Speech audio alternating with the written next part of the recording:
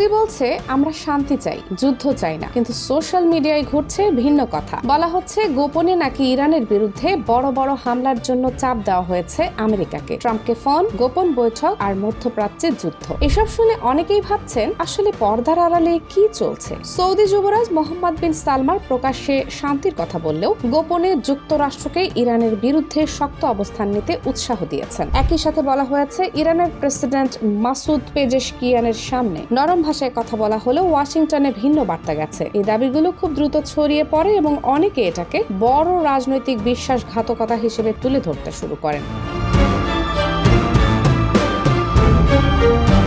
আরও বলা হচ্ছে প্রভাবশালী মার্কিন পত্রিকা দ্য ওয়াশিংটন পোস্ট এবং আন্তর্জাতিক সংবাদ সংস্থা রয়টার্স নাকি গোপন তথ্য ফাঁস করেছে, কিন্তু আন্তর্জাতিক নির্ভরযোগ্য সূত্রে এমন কোনো নিশ্চিত রিপোর্ট পাওয়া যায়নি যেখানে বলা হয়েছে সৌদি আরব সরাসরি ইরানে হামলার জন্য চাপ দিয়েছে। সবচেয়ে বড় যে দাবি ছড়িয়েছে ইরানের সর্বোচ্চ নেতা আলী খামেনি নাকি হামলায় নিহত হয়েছেন, এমন তথ্য কোনো বড় আন্তর্জাতিক মিডিয়ায় নিশ্চিত হয়নি। অর্থাৎ ভাইরাল গল্প আর যাচাইকৃত তথ্যের মধ্যে বড় পার্থক্য আছে।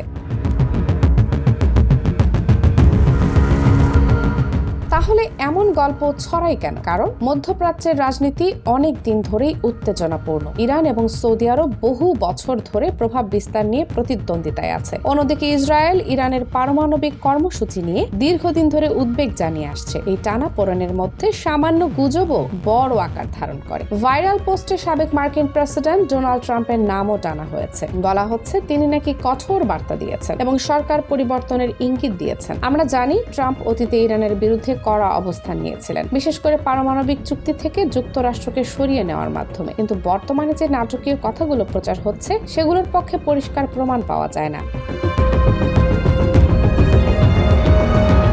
এখন অনেকেই বলছেন যদি সত্যিই বড় কোনো হামলা হতো তাহলে বিশ্ববাজারে তেলের দাম হঠাৎ করে অনেক বেড়ে যেত, কারণ হরমুজ প্রণালী দিয়ে বিশ্বের বড় অংশের তেল পরিবহন হয়। ভাইরাল দাবিতে বলা হয়েছে এই প্রণালী বন্ধ হয়ে গেছে এবং তেলের দাম $100 ছাড়িয়েছে, কিন্তু এখন পর্যন্ত পূর্ণাঙ্গ অবরোধ বা বড় ধরনের যুদ্ধের কোনো নিশ্চিত তথ্য পাওয়া যায়নি। উত্তেজনা থাকলেও পুরো অঞ্চল জ্বলছে এমন প্রমাণ নেই। আরেকটি দাবিতে বলা হয়েছে ইরানের সাবেক শাহের ছেলে রেজা পাহলভি নাকি এই পরিস্থিতিতে মন্তব্য করেছেন এবং পরিবর্তনের কথা বলেছেন। তিনি অতীতে ইরানের রাজনৈতিক পরিবর্তনের পক্ষে কথা বলেছেন ঠিকই, কিন্তু ভাইরাল পোস্টে যেভাবে বিষয়টি উপস্থাপন করা হয়েছে তার সরাসরি প্রমাণ স্পষ্ট নয়।